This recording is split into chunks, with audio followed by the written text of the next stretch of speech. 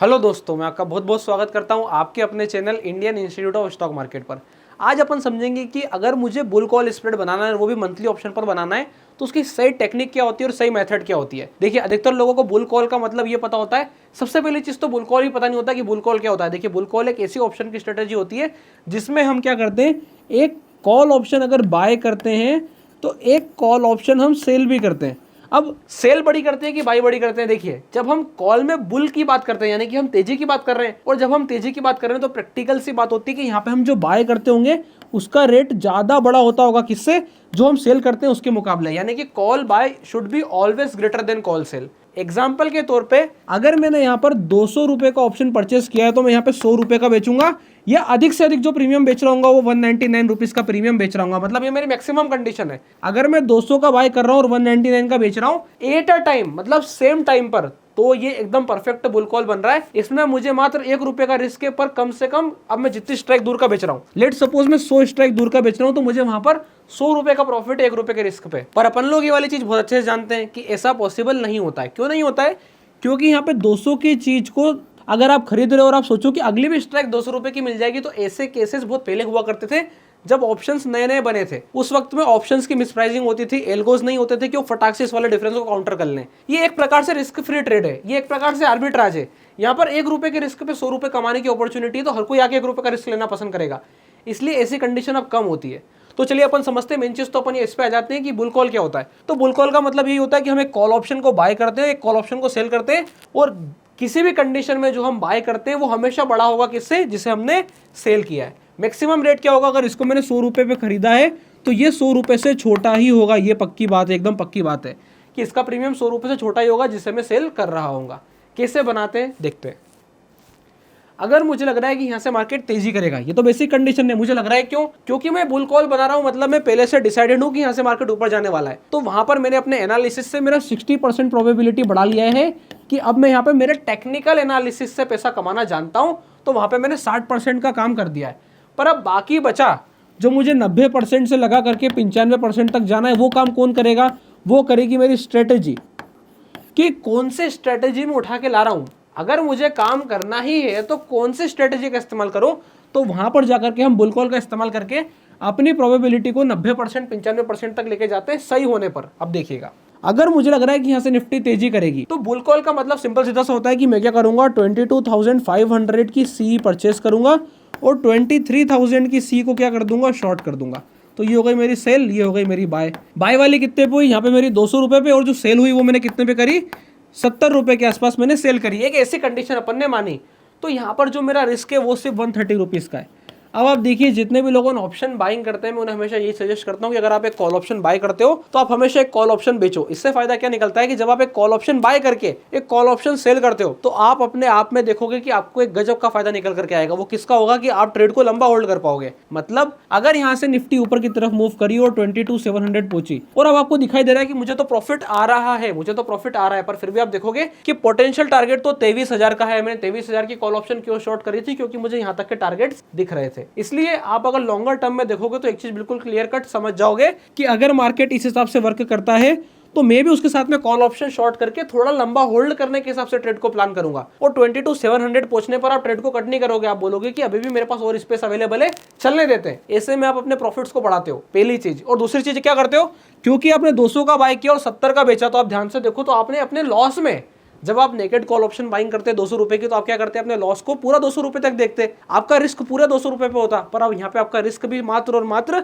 सिर्फ और सिर्फ 130 रुपए पर रह गया, क्योंकि आपने 200 का बाय करके 70 पे बेचा है। तो रिस्क कितना आ गया? सिर्फ अपना 130 रुपीज का ही रिस्क यहाँ पर अवेलेबल है। तो इस हिसाब से यहाँ पर बुल कॉल बनती है। अब बात आ जाती है कि मंथली ऑप्शन के साथ बुल कॉल कब बनती है और कैसे बनती है, और क्यों मंथली ऑप्शन के साथ हमें बुल कॉल करना है। तो ध्यान से देखिए, मुझे ऐसा लगता है कि मार्केट लॉन्गर टर्म में मतलब आने वाले 1 महीने के अंदर, कब 1 महीने के अंदर, जब ये वाला महीना शुरू भी नहीं हुआ हो और उसके 10 दिन पहले से मैं यहाँ पे बुलिश हूँ और बड़ी तेजी एक्सपेक्ट करता हूँ। बड़ी तेजी मतलब कम से कम 800 पॉइंट से लगा करके 1000 पॉइंट। अपने को ऐसे सिनेरियोज आते हैं जिस समय पे हम बिल्कुल क्लियर होते हैं कि मार्केट यहाँ से ऊपर या नीचे की तरफ मूव करेगा। ऐसी कंडीशंस में मैं हमेशा प्री प्लान रहता हूँ। कैसे? क्योंकि मुझे पता है कि जब मार्केट ऊपर की तरफ मूव करेगा, और मैंने ऐसा पहले से सोच लिया है, या आप लोगों ने ऐसा पहले से सोच लिया है कि तेजी होगी तो बड़ी होगी, 800 पॉइंट की होगी, 1000 पॉइंट की होगी।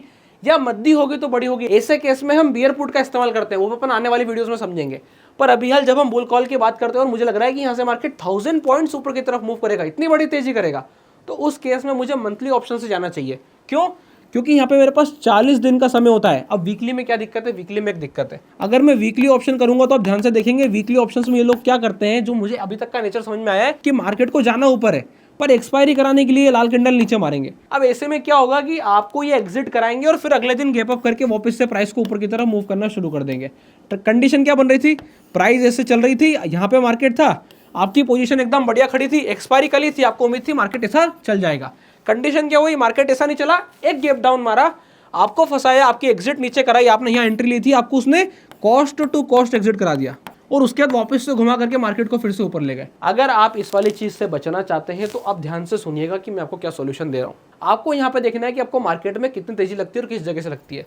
हर समय मत कीजिएगा, don't do it every time, बिल्कुल हर समय नहीं करना है। जब आपको कुछ स्पेसिफिक समय पर विजन आ जाते हैं, आपको कुछ समय स्पेसिफिक समय पे समझ में आता है कि हाँ मुझे पता है कि मार्केट 21,800 चल रहा है, पर कैसे ना कैसे करके ये एक बार 23,000 पहुंचेगा, ये एक बार 22,500 पहुंचेगा, ऐसी कंडीशन आती है दिमाग में, वहां पे हमें दिखता है 500 पॉइंट 700 पॉइंट्स की ग्रोथ संभावना है, तो ऐसे केस में जाकर के हम इस चीज का इस्तेमाल करते हैं। अब कैसे करेंगे ध्यान से सुनिएगा। एक एग्जांपल के तौर पे मैं लेता हूं कि निफ्टी एबीएल कितनी चल रही है? 22,500।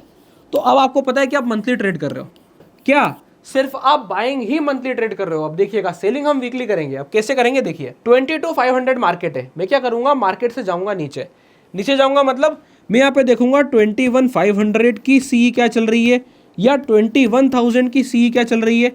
अब आप बोलोगे इतनी महंगी सी क्यों लेनी है? इतनी महंगी सी इसलिए लेनी है ताकि हम प्रीमियम कम से कम पे करें। मुझे प्रीमियम देना ही नहीं और प्रीमियम नहीं देना है तो एकमात्र सॉल्यूशन बचता है, वो है कि ऑप्शन मेरा इन द मनी होना चाहिए। इसके ऊपर मैं ऑलरेडी और भी वीडियोस बनाया हूं, तो आप जाके समझ सकते हैं कि क्यों हमें ऑप्शन इन द मनी लेना है।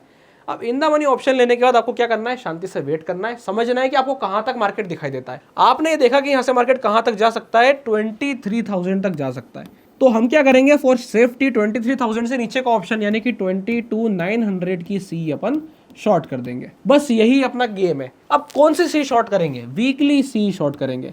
अब इसका फायदा क्या होगा? इसका फायदा समझिएगा, मुझे 40 दिन में कम से कम 5 एक्सपायरीज मिलेगी, जिसमें मैं कंसिस्टेंटली अगर ये 70 रुपए का ऑप्शन भी शॉर्ट करता हूं तो 70 इंटू 5 टाइम्स में ये वाली चीज कर सकता हूं। तो मैं देखता हूं मैं 350 पॉइंट्स तो कलेक्टिवली सिर्फ शॉर्ट करके कलेक्ट कर सकता हूं, जबकि मैं एक मंथली ऑप्शन बेचूंगा तो हो सकता है वो 350 पॉइंट्स का ना हो, ऐसी कंडीशन बन सकती है। प्लस यहाँ पे एक और फायदा है।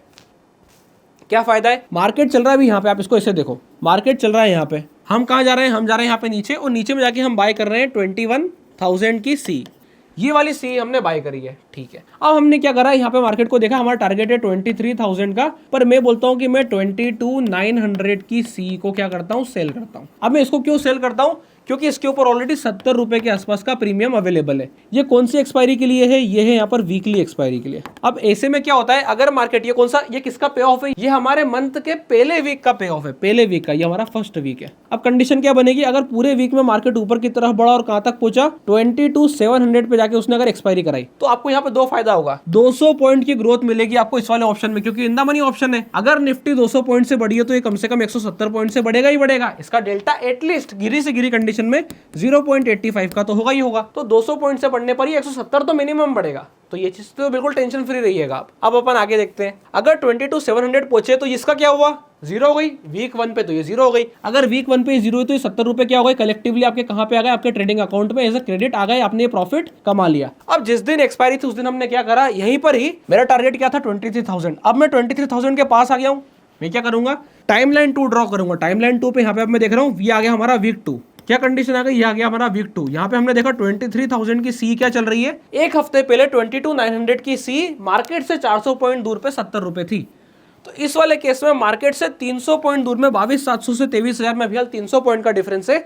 ये गिरी से गिरी कंडीशन में कितनी होने वाली है? 120 रुपए से लगा के 110 रुपए के बीच में होने वाली है। तो अब आप क्या कर रहे हो, पहले आपने कलेक्टिवली इसमें 170 रुपए कमाए, इसमें 70 रुपए कमाए, और अब आपने फिर से क्या करा, 110 रुपए का प्रीमियम फिर से कलेक्ट कर लिया। अब आपने फिर से 110 रुपए शॉर्ट कर दिए। अब मार्केट अगर ऊपर की तरफ बढ़ेगी तो क्या कंडीशन बनेगी? अगर वीक 2 में भी मार्केट कहां पहुंच गई? 23,000 पहुंच गई और उसने एक्सपायरी कर दिया, आपका ऑप्शन फिर से यहाँ पे एक्सपायर हो गया, तो क्या कंडीशन बनी? दूसरे हफ्ते में आपका 110 रुपए क्या हो गया? जीरो। ये क्या बन गया आपका? जीरो।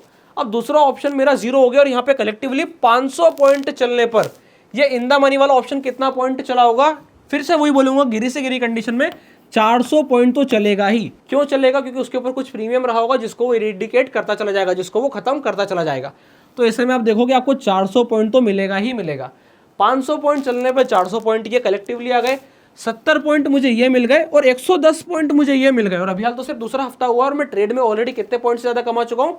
500 पॉइंट की चाल में लगभग 180 रुपए ये और 400 रुपए ये, मोटा मोटा 580 रुपए के आसपास का मेरा प्रॉफिट बन चुका है।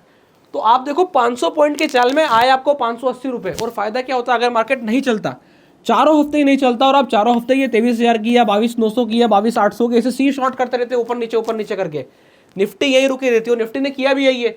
अगर आप ध्यान से देखोगे तो निफ्टी एक ब्रॉड रेंज में फॉलो कर रही है, 21,800 से लगा करके 23,000 के बीच में निफ्टी एक ब्रॉड रेंज में ऊपर जाती है, 23,000 से नीचे आती है। तो आपको क्या करना है, जब निफ्टी नीचे के आसपास आ जाए तो आप इसको फॉलो कर सकते हो कि 500 पॉइंट की ग्रोथ के लिए मैं यही ट्रेड प्लान करता हूं, और 23,000 तक के लिए आप इसको आराम से होल्ड करके ऐसे रोटेट कर करके ऊपर की तरफ शिफ्ट हो सकते हो, और आप देखोगे कि कलेक्टिवली आपको ज्यादा रिटर्न आएगा। तो इस हिसाब से हम क्या करते हैं, मंथली ऑप्शंस को ट्रेड करते हैं और बुल कॉल बनाते हैं। पर कैसे बनाते हैं? मंथली खरीद के वीकली बेच करके हम बुल कॉल को इनिशिएट करते हैं। इसे हम लॉन्ग कैलेंडर डेबिट स्प्रेड्स भी बोलते हैं। तो इस हिसाब से जो है हम वीकली ऑप्शंस और मंथली ऑप्शंस की वर्किंग करते हैं अगर हम बुल कॉल स्प्रेड्स का इस्तेमाल करते हैं। अगर वीडियो अच्छी लगी हो तो वीडियो को लाइक कीजिएगा, चैनल को सब्सक्राइब कीजिएगा, और अगर आप पुट ऑप्शन से भी ऐसी टेक्निक जानना चाहते हैं तो आप मुझे वीडियो के नीचे कमेंट कर दीजिएगा। मैं आप लोगों के लिए पुट ऑप्शंस पे भी सिमिलर मेथड पर वीडियो बना दूंगा। इसके अलावा अगर आप लोगों ने अभी तक अपना डीमैट अकाउंट नहीं खुलवाया तो डिस्क्रिप्शन के नीचे लिंक मिल जाएगा, आप जाके अपना डीमैट अकाउंट ओपन करा सकते हैं। तब तक के लिए बहुत बहुत धन्यवाद।